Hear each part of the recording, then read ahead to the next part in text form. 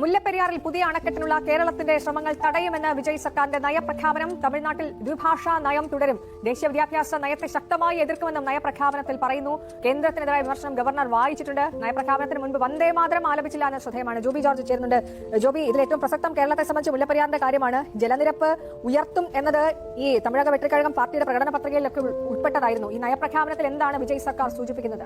മുല്ലപ്പെരിയാർ തന്നെയാണ് തമിഴ്നാട്ടിൽ വിജയ് അധികാരത്തിലെത്തിയതിനു ശേഷമുള്ള ആദ്യ നയപ്രഖ്യാപനത്തിൽ ഏറ്റവും പ്രസക്തം. തമിഴ്നാടിന് വെള്ളം, കേരളത്തിന് സുരക്ഷ എന്നുള്ളതാണ് കേരളത്തിന്റെ നയമെന്നും ഈ നിയമസഭാ സമ്മേളനത്തിന് ശേഷം മുഖ്യമന്ത്രി വിജയുമായി ചർച്ച നടത്തും എന്നുമാണ് കേരള മുഖ്യമന്ത്രിയായിരിക്കുന്ന വി ഡി സതീശൻ കഴിഞ്ഞ ദിവസം നിയമസഭയിൽ വെച്ച് മാധ്യമങ്ങളോട് പറഞ്ഞത്. എന്നാൽ ഇപ്പോൾ ഈ നയപ്രഖ്യാപനത്തിൽ ഗവർണറിലൂടെ സർക്കാർ വ്യക്തമാക്കുന്നത് 152 അടിയായി ജലനിരപ്പ് ഉയർത്താനുള്ള എല്ലാ ശ്രമങ്ങളും തമിഴ്നാടിന്റെ ഭാഗത്ത് നിന്ന് ഉണ്ടാകും എന്നുള്ളതാണ്.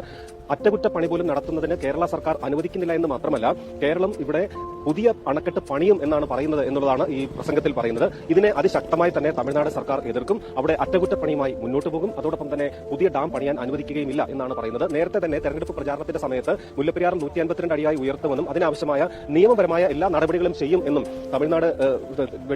തമിഴക വെട്ടിക്കഴകം ആവർത്തിച്ച് പറഞ്ഞതാണ്. അതുതന്നെയാണ് ഇപ്പോൾ ഈ പ്രസംഗത്തിലും കാണുന്നത്. നമ്മൾ മുഴുവനായി നോക്കുകയാണെങ്കിൽ തമിഴ്നാട്ടിലെ സംസ്ഥാനവുമായി ബന്ധപ്പെട്ട വിഷയത്തിൽ ദ്രാവിഡ പാർട്ടികൾ നേരത്തെ ഉയർത്തിയിരുന്ന വൈകാരികമായ എല്ലാ വിഷയങ്ങളും അതേ നിലയിൽ ഉയർത്തിക്കൊണ്ട് തന്നെയാണ് ഇപ്പോൾ വിജയും.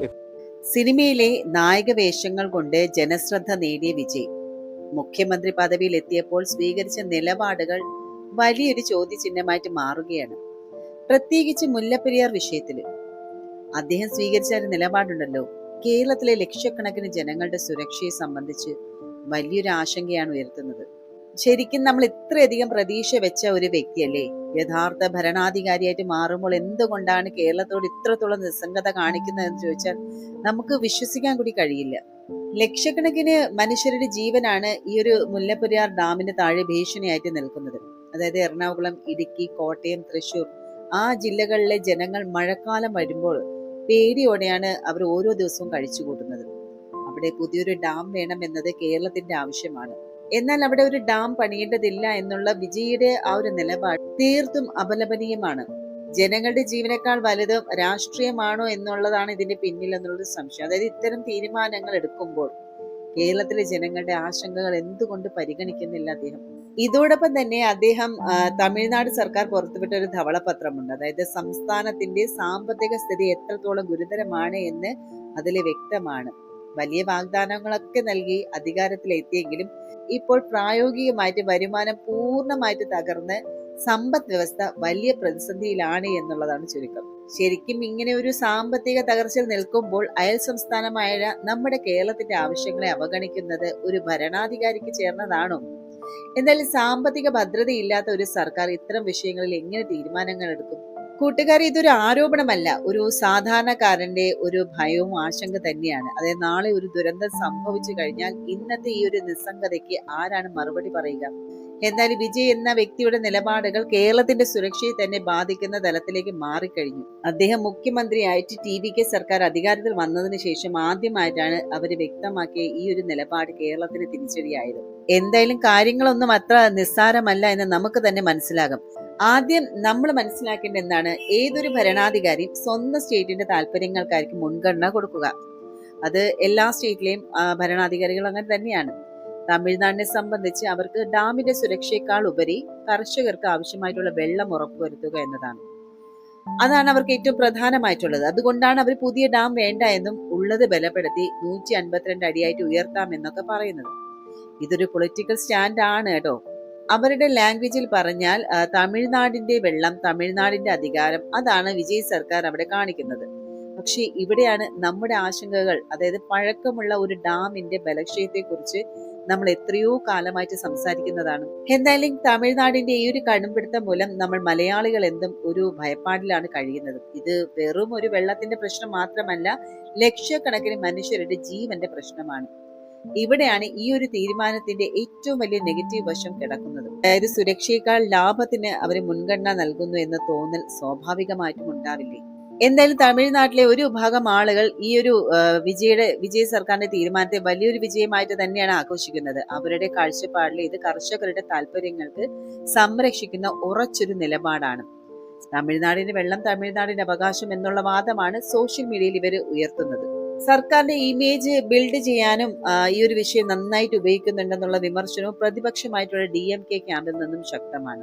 അതോടൊപ്പം തന്നെ മലയാളികളുടെ ആശങ്കയും രോഷവും, അതായത് കേരളത്തിലെ സോഷ്യൽ മീഡിയ ഗ്രൂപ്പുകളിലും കമന്റ് ബോക്സുകളിലും എല്ലാം വലിയ രീതിയിലുള്ള പ്രതിഷേധമാണ് വരുന്നത്. മുല്ലപ്പെരിയാർ ഡാമിന്റെ സുരക്ഷയിൽ വിട്ടുവീഴ്ച ചെയ്യരുതെന്നുള്ള ആവശ്യം വളരെ ശക്തമാണ്. അത് ശരിയാണ്. വിജയ് മുഖ്യമന്ത്രിയായപ്പോൾ വലിയൊരു പ്രതീക്ഷ വെച്ചിരുന്ന ചില മലയാളികൾ പോലും ഈ ഒരു തീരുമാനത്തോടെ ആ പ്രതീക്ഷയിൽ വലിയൊരു മാറ്റം വന്നിട്ടുണ്ടെന്ന് കമന്റുകളിൽ കാണാം. ഞങ്ങളുടെ ജീവൻ വെച്ച് രാഷ്ട്രീയം കളിക്കരുത് എന്നുള്ള വികാരമാണ് ഇവിടെ മുഴച്ചു നിൽക്കുന്നത്. അതുപോലെ രാഷ്ട്രീയ നിരീക്ഷകർ ഇതിനെ കാണുന്നത് വിജയുടെ കേരള എക്സ്പാൻഷൻ പ്ലാനിനെ ബാധിക്കുന്ന ഒരു തിരിച്ചടിയായിട്ടാണ്. അതായത് കേരളത്തിലെ ഒരു യൂണിറ്റ് തുടങ്ങാൻ താല്പര്യപ്പെടുന്ന TVKക്ക് ഈ ഒരു നിലപാട് ഭാവിയിൽ വലിയ തടസ്സമായിട്ട് മാറിയേക്കാം. കൂടാതെ കേന്ദ്ര സർക്കാരും DMKയും ഈ ഒരു വിഷയത്തെ വിജയ് സർക്കാരിനെതിരെ എങ്ങനെ രാഷ്ട്രീയമായിട്ട് ഉപയോഗിക്കും എന്നതും സോഷ്യൽ മീഡിയയിൽ ചൂടേറിയ ചർച്ചയാണ്. അതോടൊപ്പം തന്നെ ഈ ഒരു നയപ്രഖ്യാപനത്തിൽ കണ്ട വേറെ ചില കാര്യങ്ങളും പ്രധാനമാണ് കേട്ടോ.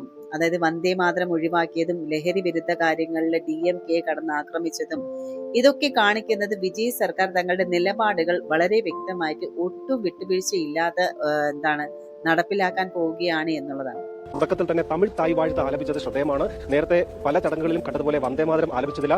മുൻ ഗവർണർ നിർബന്ധിച്ചിരുന്നത് പോലെ തുടക്കത്തിൽ ദേശീയഗാനം ആലപിച്ചില്ല. മറിച്ച് തമിഴ് തായ് വാഴ്ത്ത് ആദ്യം തന്നെ ആലപിച്ചതിലൂടെ DMK അടക്കമുള്ള പ്രതിപക്ഷ പാർട്ടികൾക്ക് വിമർശിക്കാനുള്ള ഒരു അവസരം വിജയ് ഇല്ലാതാക്കിയെന്ന് മാത്രമല്ല, വിദ്യാഭ്യാസ നയവുമായി ബന്ധപ്പെട്ടും തമിഴ്നാടിന് കേന്ദ്ര വിഹിതം നൽകുന്നതുമായി ബന്ധപ്പെട്ടുമൊക്കെ ശക്തമായ നിലപാടാണ് ഈ നയപ്രഖ്യാപനത്തിൽ പറയുന്നത്. അതുകൊണ്ട് തന്നെ സംസ്ഥാനങ്ങളുമായി ബന്ധപ്പെട്ട വിഷയത്തിൽ കേന്ദ്രത്തിനെതിരെ വിമർശനത്തിന് മടിയില്ല എന്ന് മാത്രമല്ല, ഈ തമിഴ്നാടിന്റെ വൈകാരിക വിഷയങ്ങൾ ഉയർത്തി തന്നെ മുന്നോട്ട് പോകും എന്നും വിജയ് പറയാൻ ശ്രമിക്കുകയാണ്. അപ്പോൾ ദ്രാവിഡ പാർട്ടികളുടെ നയമാണ് താൻ ഇക്കാര്യത്തിൽ വ്യക്തമാക്കുന്നത് എന്ന് വിജയ് അസന്ദിഗ്ധമായി വ്യക്തമാക്കുന്നതാണ് നമുക്ക് ഇക്കാര്യത്തിൽ കാണാൻ കഴിയുന്നത്. കേന്ദ്ര വിമർശനങ്ങൾ ഗവർണർ വായിച്ചതും ശ്രദ്ധേയമാണ്. മാത്രമല്ല, അംബേദ്കർ അടക്കം മുൻപ് RN രവി ഗവർണറായിരുന്നപ്പോൾ പരാമർശിക്കാൻ തയ്യാറാകാതിരുന്ന ഐക്കണുകളുടെ പേരുകളൊക്കെ തന്നെ പറയാൻ, പെരിയാർ, അണ്ണാദുരൈ, അംബേദ്കർ എന്നിവരുടെ പേരുകളൊക്കെ അർലേക്കർ വായിക്കാൻ ശ്രമിച്ചതും ശ്രദ്ധേയമാണ്. പൊതുവെ അതൃപ്തിയൊന്നും തന്നെ ഗവർണർ പ്രകടിപ്പിച്ച് ഇതുവരെ കണ്ടില്ല. ഇനി ലോക്ഭവനിൽ നിന്ന് സ്പീക്കർക്ക് എന്തെങ്കിലും പിന്നീട് അറിയിപ്പ് വരുമോ എന്നത് നമുക്കറിയില്ല. പക്ഷേ ഗവർണർ വളരെ സന്തോഷവാനായി തന്നെ സഭയ്ക്കുള്ളിൽ തുടരുന്നതാണ് കണ്ടത്. അംഗങ്ങളെയൊക്കെ തന്നെ അഭിനന്ദിക്കുകയും ചെയ്തു എന്ന് മാത്രമല്ല, പണത്തിനും ജാതിക്കും മതത്തിനും അതീതമായ ഒരു ജനവിധിയാണ് വിജയ്ക്ക് ലഭിച്ചത് എന്ന് ഗവർണർ പറയുകയും ചെയ്തു. അവർക്ക് തങ്ങളുടേതായിട്ടുള്ള ഒരു ബ്രാൻഡ് ഉണ്ടാക്കണം. അതിന് ഇത്തരം കർക്കശമായിട്ടുള്ള തീരുമാനങ്ങൾ അവർക്ക് ആവശ്യമാണ്. അവസാനമായിട്ട് എനിക്ക് പറയാനുള്ളത് ഇതാണ്: മുല്ലപ്പെരിയാറിലെ ഒരു പുതിയ ഡാം എന്നത് കേരളത്തിന്റെ സ്വപ്നം ഇപ്പോൾ വലിയൊരു പ്രതിസന്ധിയിൽ തന്നെയാണ്. കാര്യങ്ങൾ ഇപ്പോൾ മാറി മറിഞ്ഞിരിക്കുകയാണ്. ഇനി കേന്ദ്ര സർക്കാർ ഇടപെടാതെ ഈ ഒരു പരിഹാരം ഉണ്ടാകുമെന്ന് തോന്നുന്നില്ല. ചുരുക്കത്തിൽ പറഞ്ഞാൽ, മുല്ലപ്പെരിയാർ എന്ന പേര് കേൾക്കുമ്പോൾ തന്നെ ഓരോ മലയാളിയുടെയും നെഞ്ചിൽ ഒരു ഭയം ഉണ്ടാകും. ഇപ്പോൾ തമിഴ്നാട് സർക്കാർ സ്വീകരിച്ചിരുന്ന ഈ ഒരു നിലപാടും ആ ഭയത്തെ ശരിക്കും 10 മടങ്ങ് വർദ്ധിപ്പിച്ചിരിക്കുകയാണ്. വിജയ് സർക്കാർ അധികാരത്തില് വരുമ്പോൾ പലരും കരുതിയത് പുതിയ മാറ്റങ്ങൾ ഉണ്ടാകുമെന്ന് തന്നെയാണ്. അത് ഉറച്ചു വിശ്വസിച്ചിരുന്നവരാണ് മലയാളികളേറെ. പക്ഷേ തമിഴ്നാടിന്റെ വെള്ളം, തമിഴ്നാടിന്റെ ഡാം എന്ന ഈ ഒരു കടുംപിടുത്തം ഭാവിയിൽ കേരളവും തമിഴ്നാടും തമ്മിലുള്ള ബന്ധത്തെ എങ്ങോട്ടാണ് കൊണ്ടുപോകുന്നത് എന്നത് വലിയൊരു ചോദ്യചിഹ്നം തന്നെയാണ്. ഇവിടെ രാഷ്ട്രീയം കളിക്കേണ്ടത് തിരഞ്ഞെടുപ്പ് വേദികളിലാണ്, അല്ലാതെ ലക്ഷക്കണക്കിന് മനുഷ്യരുടെ ജീവൻ വെച്ചല്ല. നമ്മുടെ സ്വന്തം സുരക്ഷയെക്കുറിച്ചുള്ള ആശങ്കകൾക്ക് സർക്കാർ തലത്തിൽ അടിയന്തരമായിട്ടുള്ള ഇടപെടൽ ഉണ്ടായേ തീരൂ. കേന്ദ്രം ഇനി മിണ്ടാതിരിക്കുന്നത് അത് വലിയൊരു ദുരന്തത്തിലേക്കായിരിക്കും നയിക്കുക. എന്റെ കൂട്ടുകാരെ, എനിക്ക് നിങ്ങളോടും ഒന്നേ ചോദിക്കാനുള്ളൂ. ഇതൊരു വെറും വാർത്തയായിട്ട് കണ്ടാൽ മതിയോ, അതോ നമ്മുടെ പ്രതിഷേധം നമ്മൾ ഉയർത്തണമോ? ഈ ഒരു മുല്ലപ്പെരിയാർ വിഷയത്തിൽ കേരളം ഇനി എന്ത് ചെയ്യണം? നിങ്ങളുടെ ഓരോരുത്തരുടെ അഭിപ്രായങ്ങൾ വളരെ വലുതാണ്. ദയവായിട്ട് താഴെ കമന്റ് ബോക്സിൽ തീർച്ചയായിട്ടും രേഖപ്പെടുത്തുക. ഒപ്പം നിങ്ങൾ ഈ ഒരു വീഡിയോ മറ്റുള്ളവരിലേക്ക് ഷെയർ ചെയ്യാനും മറക്കരുത്. അടുത്തൊരു വിശകലനവുമായിട്ട് നമുക്ക് വീണ്ടും കണ്ടുമുട്ടാം. അതുവരെ എല്ലാവർക്കും നന്ദി, നമസ്കാരം.